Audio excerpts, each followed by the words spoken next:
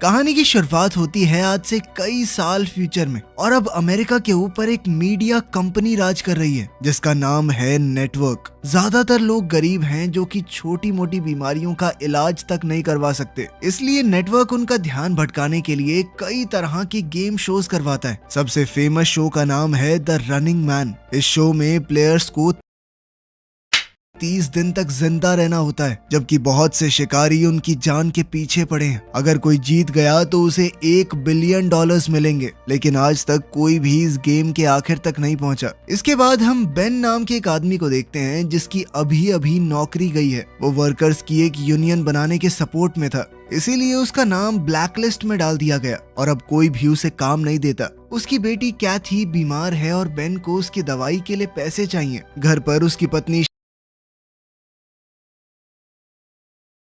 शीला थोड़ा लेट आई और बताया कि वो बार में एक और शिफ्ट करेगी ताकि उन्हें ज्यादा पैसे मिले। बेन को ये बात कुछ ठीक नहीं लगी क्योंकि वहाँ पर अजीबोगरीब लोग होते हैं। बेन ने कहा कि तुम परेशान मत हो, मैं खुद गेम शो में जाकर पैसे जीत कर लाऊंगा। शीला को ये पसंद नहीं आया क्योंकि प्लेयर्स अक्सर बहुत ज्यादा घायल हो जाते हैं। बेन ने कसम खाई कि मैं ठीक रहूंगा, सबसे कम खतरे वाला शो चुनूंगा मैं। अब बेन अपने गरीबों वाले इलाके से निकलकर अमीर लोगों के एरिया की फेंस तक आ गया। उसने गार्ड्स को बताया कि मैं नेटवर्क के एक शो के लिए आया हूँ, तो उन्होंने उसे अंदर जाने दिया। स्टेशन पर गरीब लोगों की लंबी लाइन थी जो सिलेक्ट होने आए थे। अचानक एक बूढ़ा आदमी बहुत बीमार महसूस करने लगा, लेकिन फिर भी पैसों के चक्कर में बेचारा बोलता रहा कि मैं खेल सकता हूँ। आखिर में जब वो गिर ही गया तो बेन ने उसे पकड़ा और मदद के लिए चिल्लाया। गार्ड्स ने बेन को डांटा, कहा कि लाइन से बाहर क्यों गए, और उसे पीट कर वापस भेज दिया। फ्रंट डेस्क पर बेन को पता चला कि उसकी फाइल पर वार्निंग लगी हुई है बात ना मानने की वजह से। अब गुस्से में उसने स्क्रीन पर मुक्का मार दिया।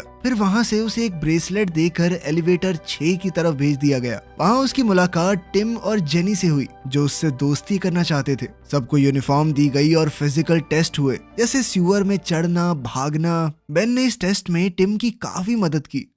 ब्रेक के दौरान एक गार्ड बेन को सजा देने आया, लेकिन बेन ने बिना डरे उसका हमला रोक दिया। बाद में कई तरह के और भी टेस्ट हुए। बेन के हर एक जवाब में काफी एटीट्यूड दिख रहा था। साइकोलॉजिस्ट ने कहा कि बेन सबसे ज्यादा गुस्से वाला प्लेयर है। जो लोग फाइनल राउंड तक गए उनको रंग बिरंगे जंप सूट मिले। बेन, टिम और जेनी को एक रेड जंप सूट मिला जिसके पीछे टारगेट बना हुआ है, मतलब कि उन्हें रनिंग मैन शो के लिए चुना गया है। इसके बाद बेन प्रोड्यूसर डैन से मिला और कहा कि वो कोई और गेम करना चाहता है। डैन ने उसे $1000 का बोनस दिया ताकि वो अपना मन बदले और कहा कि बाकी शोज में ज्यादा पैसा नहीं मिलता, रनिंग मैन में हर दिन जिंदा रहने पर पैसे मिलते हैं। वैसे भी तुम्हारा नाम ब्लैक लिस्ट में है तो तुम्हें नौकरी तो मिलेगी नहीं। अपने परिवार के बारे में सोचकर बेन ने कॉन्ट्रैक्ट साइन कर दिया। फिर बेन की मुलाकात फैमिली अलायंस के एजेंट से हुई। कॉन्ट्रैक्ट के हिसाब से नेटवर्क बेन के परिवार को सिक्योरिटी देगा। उन्हें सेफ हाउस में ले जाया गया और नकली नाम दिए गए। बेन गेम शुरू करने से पहले अपने परिवार से मिलना चाहता था,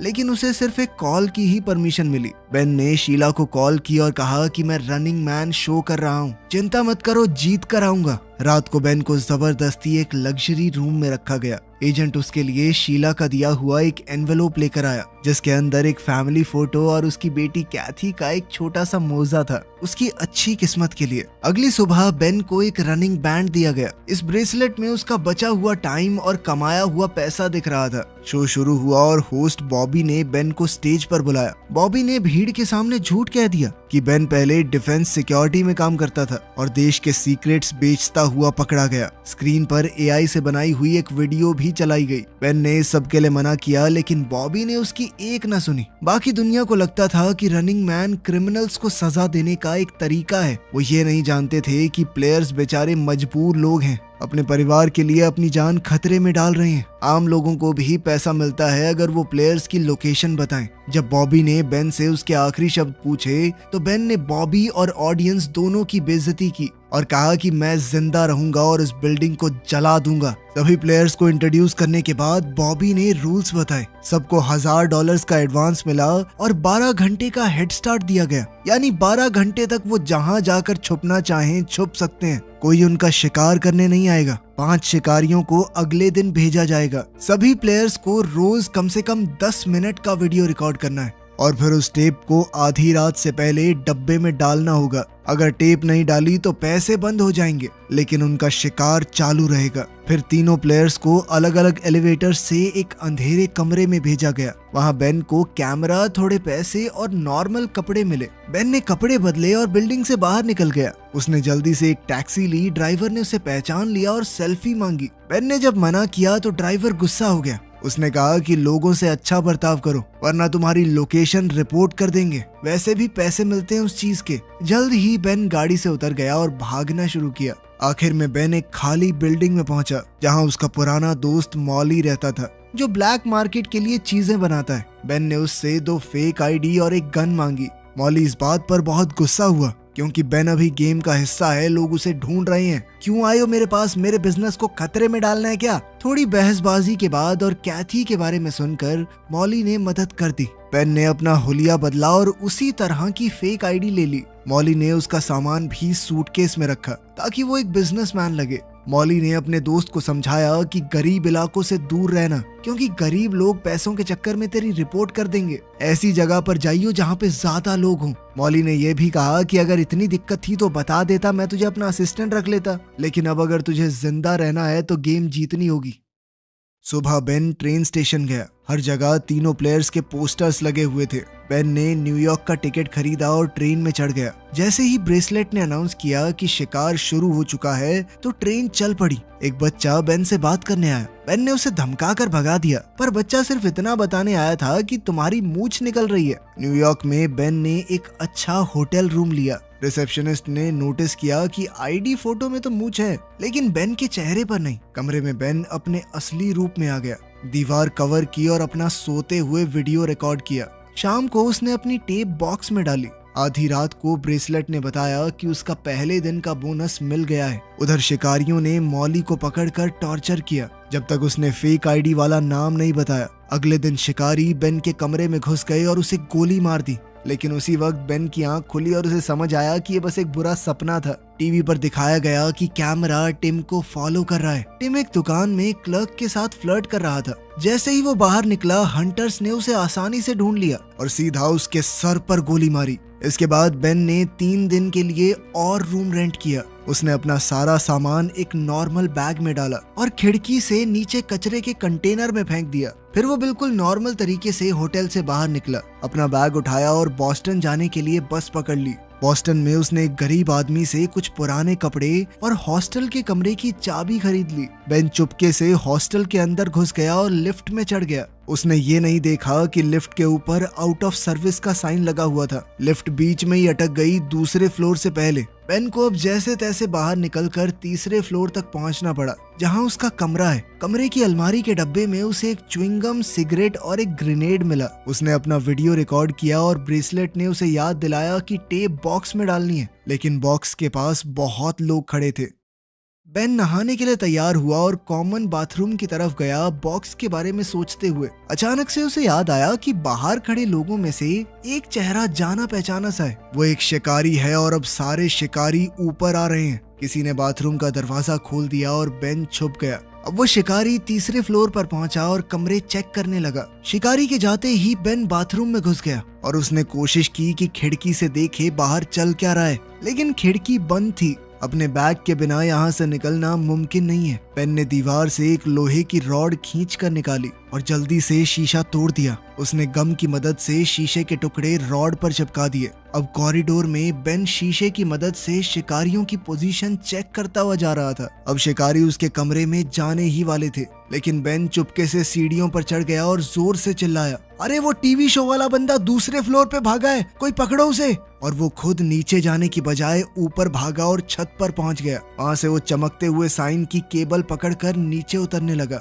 वो अपने कमरे तक पहुंचा और खिड़की तोड़कर अंदर घुस गया। खिड़की टूटने की आवाज सुनते ही शिकारी भी वापस आ गए। बेन ने जल्दी से कपड़े पहने और अपना सामान उठाया। जैसे ही बाहर खड़े शिकारी दरवाजे पर गोली चलाने लगे, बेन खिड़की से कूद गया और दूसरी केबल पकड़ ली। साइन अचानक झुकने लगा। तभी बेन ने देखा कि नीचे एक शिकारी उसके गिरने का इंतजार कर रहा है। बेन के पास अब कोई रास्ता नहीं है, इसीलिए वो पास के एक कमरे की खिड़की तोड़कर अंदर घुस गया। नेटवर्क का ड्रोन अभी भी उसे फॉलो कर रहा था। बेन ने कॉरिडोर में भागना शुरू कर दिया और शिकारी उस पर गोली चला रहे थे। जल्द ही बेन लिफ्ट तक पहुंचा, ड्रोन को पकड़ा और लिफ्ट के कंट्रोल पैनल पर जोर से दे मारा। रिकॉर्डिंग बंद हो गई और लिफ्ट दोबारा काम करने लगी। लॉबी में एक शिकारी ने उस पर हमला कर दिया। बेन ने तुरंत ग्रेनेड उठाया और छत के होल से ऊपर फेंक दिया। इससे जबरदस्त धमाका हुआ और लिफ्ट सीधा बेसमेंट में गिर गई। अब बेन के पास सिर्फ एक माचिस बची है। ज्यादा रोशनी के लिए उसने एक मैगजीन जला दी। चलते चलते गलती से एक रस्सी जल गई और आग और ज्यादा फैल गई।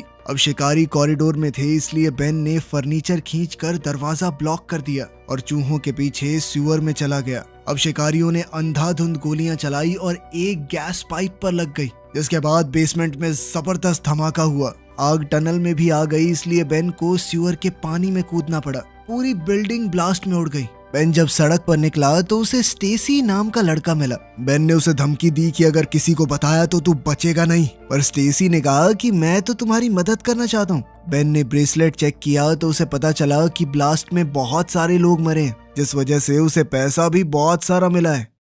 थोड़ी देर बाद स्टेसी अपने भाई ब्रैड के साथ वापस आया। ब्रैड बेन को अपने घर ले गया और खाना खिलाया। ब्रैड के घर में भी एक बीमार बच्चा है, पर उसने मदद के बदले पैसे लेने से मना कर दिया क्योंकि वो नेटवर्क के खिलाफ था। उनके पैसे नहीं चाहिए थे उसे। ब्रैड ने बेन को अपना सीक्रेट वीडियो रूम दिखाया, जहां वो रनिंग मैन के एपिसोड्स का एनालिसिस रिकॉर्ड करके ऑनलाइन डालता है। जो प्लेयर्स पकड़े जाते हैं वो सब पब्लिक में दिखते हैं, इसीलिए सबसे जरूरी है बिल्कुल छुपे रहना। ब्रैड चाहता है कि बेन उसके साथ छुप कर रहे और आखिरी दिन का प्लान बनाए ताकि वो जीत सके। अगली सुबह बेन को उस इलाके में होने वाली बुरी चीजों के बारे में पता चला, जिनके बारे में सरकार कुछ नहीं कर रही, बस उन्हें छुपा रही है। गुस्से में बेन ने एक वीडियो बनाई और लोगों को बताया कि सरकार उनके बच्चों को मार रही है। जो सत्ता में बैठे हैं किसी की चिंता नहीं है उनको। बाद में शो के दौरान बॉबी कुछ बच्चों के साथ है और उसने बताया कि ब्लास्ट में मरने वालों के ये अनाथ बच्चे हैं। उसने बेन की टेप को इस तरह एडिट करके चलाया मानो बेन इन बच्चों का मजाक उड़ा रहा हो। बेन ने समझाने की कोशिश की कि ये सब नकली है, लेकिन ब्रैड की माँ को बहुत गुस्सा आ गया और उसने बेन को घर से निकाल दिया बिना उसकी बात सुने। ब्रैड और स्टेसी फिर भी बेन की मदद करना चाहते हैं। वो उसे गाड़ी की डिग्गी में छुपा कर ले गए। सब कुछ नॉर्मल चल रहा था, लेकिन तभी अचानक से डिग्गी पर गोली लगी क्योंकि 2 बाइक्स उनका पीछा कर रही थी। बेन ने ट्रंक खोलकर एक औजार बाइकर के चेहरे पर फेंका, जो कि वहीं गिर पड़ा। दूसरे बाइकर्स अभी भी गोली चला रहे थे। बेन फिर से ट्रंक में छुप गया और ब्रैड ने गाड़ी रोक दी। बाइकर्स टाइम पर नहीं रुक पाए और गाड़ी से टकरा गए। अब ब्रैड ने गाड़ी चलाकर दोनों को कुचल दिया। इसके बाद ब्रैड ने बेन को शहर के बाहर छोड़ दिया, साथ ही उसे एक बंदूक और अपने दोस्त एल्टॉन का एड्रेस दिया।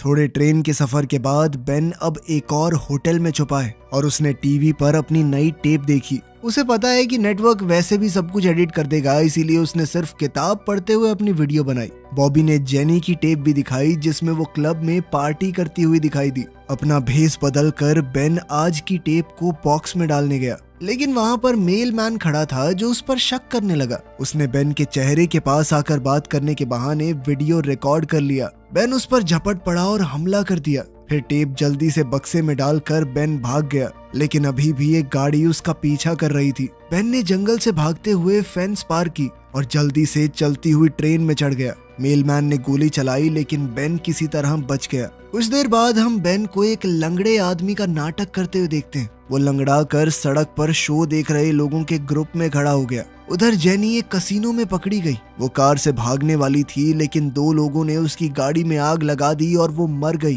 कुछ देर बाद बेन आखिरकार एल्टॉन से मिला। एल्टॉन अपनी माँ के साथ रहता है। उसने बताया कि माँ की दिमागी हालत ठीक नहीं है, इसीलिए उनके ऊपर ज्यादा ध्यान मत देना। एल्टॉन बेन को अपने खुफिया कमरे में ले गया, जहाँ उसने नेटवर्क के खिलाफ पैम्फलेट प्रिंट किए। उसके पापा पुलिस में थे, पर सिस्टम के खिलाफ बोलने पर उनके ही लोगों ने उन्हें मार दिया। तब से एल्टॉन भी एक बागी बन गया। उसने बेन को बताया कि पूरे देश के स्ट्रीट लैंप्स में स्कैनर्स लगे हुए हैं, जो डीएनए के छोटे से छोटे निशान को भी पहचान लेते हैं। इसलिए बेन को जमीन के नीचे छुपना चाहिए। उसके पिता ने कोल्ड वॉर के समय एक बंकर बनाया था, तो एल्टॉन चाहता है कि बेन वहां पर छुप जाए और गेम जीत ले। फिर जब तुम जीत कर सुर्खियां बटोरोगे तो अपने साथ हमारा रेबल न्यूज लेटर प्रिंट करना, ताकि लोगों तक हमारी बात पहुंच सके। बेन ने रात खुफिया कमरे में गुजारी और अपनी टेप रिकॉर्ड की। सुबह जब वो टेप डिलीवर करने गया तो एल्टॉन की माँ ने उसे देख लिया। उसने तुरंत बेन को पहचान लिया और रिपोर्ट करने की कोशिश की, लेकिन एल्टॉन ने उन्हें रोक दिया। लेकिन फिर उसे लगा कि ये उसके पिता का बदला लेने का मौका है, इसीलिए उसने खुद पुलिस को इन्फॉर्म कर दिया। थोड़ी देर में पूरे घर को पुलिस ने घेर लिया और हर तरफ दीवारों से गोलियां चलने लगी। माँ पुलिस को बताने की कोशिश कर रही थी कि बेन और एल्टॉन कहाँ हैं, लेकिन एल्टॉन ने अपनी माँ को कमरे में बंद कर दिया और साथ ही उसने अपने सारे ट्रैप्स एक्टिवेट कर दिए। जब पुलिस अंदर घुस गई, एल्टॉन ने फर्श पर पड़े इलेक्ट्रिक वायर्स पर पानी छोड़ दिया, जिससे कुछ पुलिस वालों को बहुत तगड़ा करंट लगा। फिर एल्टॉन और बेन सीक्रेट कमरे की दीवार तोड़कर भाग गए। जब पुलिस ने उनका पीछा किया तो एल्टॉन के बिछाए हुए जाल की वजह से पुलिस वालों के ऊपर कुछ केमिकल्स फेंक दिए गए और साथ ही आग लग गई। सीढ़ियों पर एक और जाल बिछा हुआ था, जिससे लकड़ी टूट गई और पुलिस वाले नीचे गिरने लगे। फिर एल्टॉन बेन को बाथरूम ले गया और दोनों शावर के अंदर लगे हुए पोल से स्लाइड करके नीचे आ गए। अगले कमरे में एल्टॉन ने फर्श पर एक सीक्रेट दरवाजा दिखाया और दोनों जल्दी से एक टनल में नीचे उतरे, लेकिन वहाँ एक शिकारी पहले से मौजूद था और उसने एल्टॉन को चाकू मार दिया। फिर वो बेन पर हमला करने लगा। लड़ाई हुई और बेन के हाथ पर कट लग गया, लेकिन उसने दुश्मन से हथियार छीन लिया। एल्टॉन ने चाकू पकड़कर शिकारी के पैर पर वार किया, जिससे वो गिर पड़ा। तब शिकारी को डैन का कॉल आया, जो बेन से बात करना चाहता है। बेन ने पूछा कि तुम्हारे पास इतनी टेक्नोलॉजी है तो पूरा शो फेक क्यों नहीं कर देते। डैन ने बताया कि तुझे क्या लगता है, हमने कोशिश नहीं की, लेकिन कंप्यूटर से बने लोग असली लोगों जितने एंटरटेनिंग नहीं होते। उनकी अलग अलग पर्सनैलिटी नहीं होती। फिर डैन ने बेन से कहा कि शिकारी को मार दे ताकि ड्रोन उसे रिकॉर्ड करे और रेटिंग बढ़े। बेन ने इस बात से मना कर दिया और सीधा ड्रोन को ही गोली मार दी। इसके बाद एल्टॉन और बेन एक गाड़ी के साथ दरवाजा तोड़कर बाहर निकले। वो जंगल की तरफ पहुंच गए, लेकिन एक हेलीकॉप्टर उनका पीछा कर रहा था। एल्टॉन ने बेन से कहा कि मुझे छोड़कर भाग जाओ और जल्दी से शेल्टर तक पहुंचो, लेकिन तभी अचानक हेलीकॉप्टर से स्नाइपर ने एल्टॉन के सर पर गोली दाग दी। दो शिकारियों ने बेन को घेर लिया, लेकिन उन्हें गोली चलाने की परमिशन नहीं थी, क्योंकि ऑर्डर ये है कि उसे जिंदा पकड़कर कैमरा के सामने मारना है। गाड़ी में बम लगे हुए थे तो बेन ब्रिज पर गाड़ी चलाकर कूद गया। गाड़ी एक शिकारी से टकराकर ब्लास्ट हो गई। बेन नदी में गिर गया और ब्रेसलेट में एक और शिकारी को मारने का बड़ा बोनस मिला। गांव और खेतों के बीच से होते हुए बेन बंकर की जगह पहुंचा, लेकिन पता चला कि सरकार ने वहां पर नया शहर बनाने के चक्कर में बंकर तोड़ दिया था। बेन ने खाली घर में रात गुजारी और उसे अपने परिवार का सपना आया, जिसने उसे अपनी गेम को कंटिन्यू करने की ताकत दी। जब पुलिस उस घर तक पहुंची तो उन्हें बेन की नई टेप मिली और साथ ही एक मैसेज भी कि इसे मेल कर देना। सड़क पर बेन ने जो पहली गाड़ी देखी उसका शीशा तोड़कर वो अंदर घुस गया। उसने ड्राइविंग सीट पर बैठी एमिलिया नाम की लड़की को धमकी दी कि जल्दी से गाड़ी चलाओ। वहीं ड्रोन्स और पुलिस उनका पीछा कर रहे थे। बहुत सी गाड़ियों से बचने के बाद एमिलिया अचानक से उल्टे रोड पर मुड़ गई, जिससे वो थोड़ी देर के लिए बच गए। सफर के दौरान एमिलिया बेन को गालियां दे रही थी, एक नंबर के घटिया आदमी हो तुम। लेकिन फिर बेन ने उसे अपने परिवार की फोटो दिखाई और बताया कि कैसे नेटवर्क फेक वीडियोस का इस्तेमाल करता है हमारी सच्चाई छुपाने के लिए। अचानक से गाड़ी का एआई हैक हो गया और वो साइड में लग गई। दो शिकारी अपने ट्रक में बेन को पकड़ने के लिए आए, लेकिन एक ड्रोन ने उन पर फायरिंग की और उनका ट्रक भी ब्लास्ट हो गया। इसका मतलब था कि डैन बेन को जिंदा रखना चाहता है ताकि शो और ज्यादा दिलचस्प हो जाए। टीवी पर एक फेक वीडियो दिखाया गया जिसमें एमिलिया मदद के लिए चिल्ला रही है। अब एमिलिया बेन की बात समझ गई। दोनों आगे बढ़े और सड़क के किनारे लोग उनका सपोर्ट करते हुए दिखे।